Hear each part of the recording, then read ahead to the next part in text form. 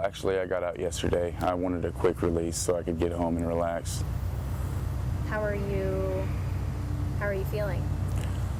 At times I look back on what happened and it's kind of a brief flashback and I try to look past it, but knowing that the outcome and that she's all right, is really a big relief, because having 3 children like she does, it's,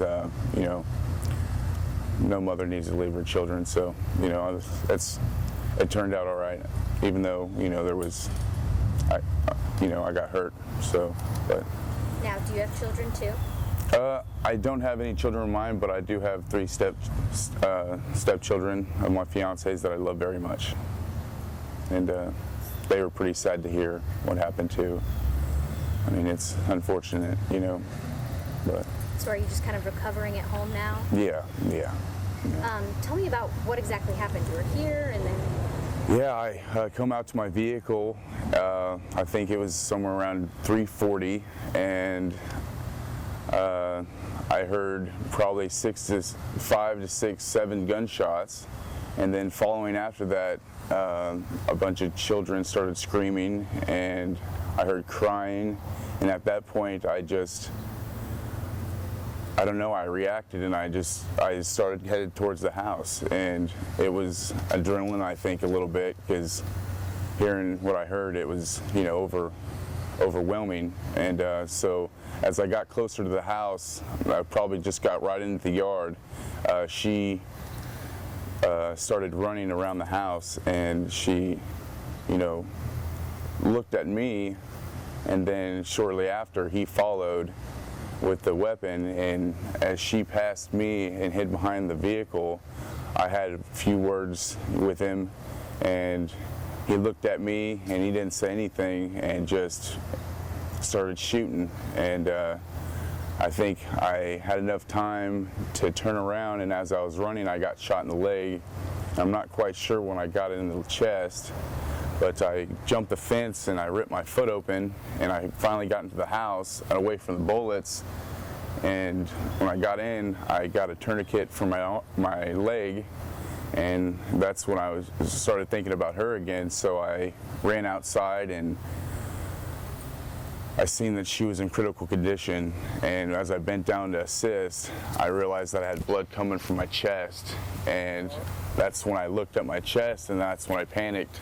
And then I went to the ground, and then as we laid there, we talked, and I tried to, tell her that we're going to make it through this. We're going to be all right. And she was mumbling. I kept her, conscious, keep her, talking as much as I could,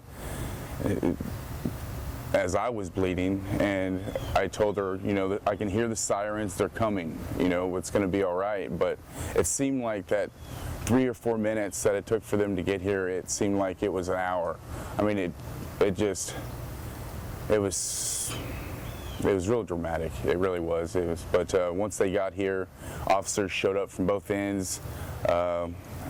One had a fully automatic. It looked like a fully automatic. I mean, they were serious, and they came in, and I felt safe. I felt like we were going to be all right. And then once the ambulance got here, and we got into the hospital, everybody, the police department did an amazing job, and obviously the ambulance and everybody that had to do with that did.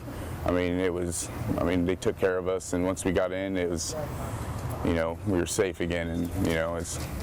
Now, did you know her? I actually didn't know I knew her. I know her from back when we were in high school. We actually worked at the Green Lantern there, but at the time I didn't. I had no clue who she was until I visited her in the hospital, and we all had to talk with the family, and that's when I was like, hey, I remember you. Yeah, so it was, it's crazy being able to help somebody that I knew so long time ago, but other than that, there was no, I didn't know her, so at the time, you see. Yeah. But yeah.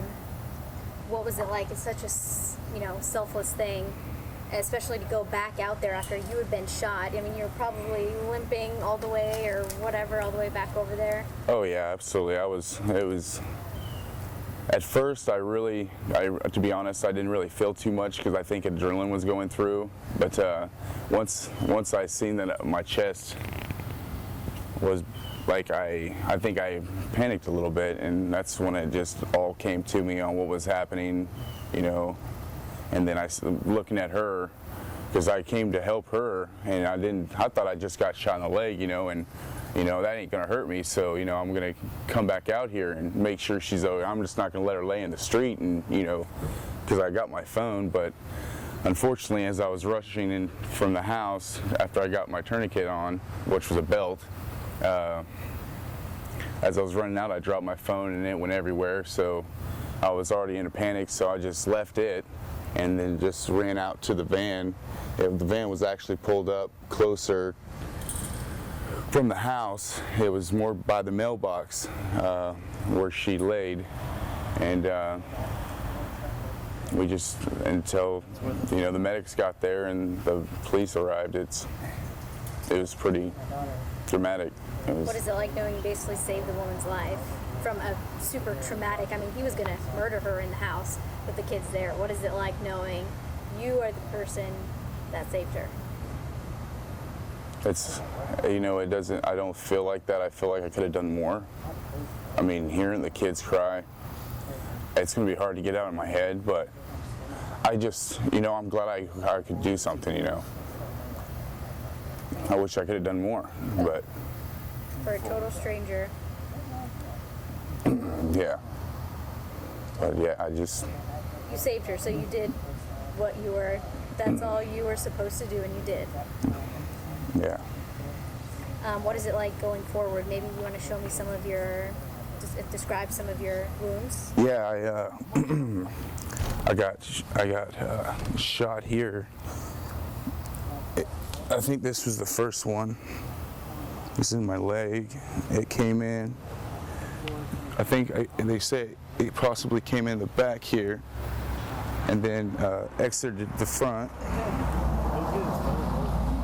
And then I don't know when I got shot, but they said it came in my lower area, the abdomen, and then it came out an inch from my heart. So, what they called it, $1 million wound, I guess, because I was so lucky.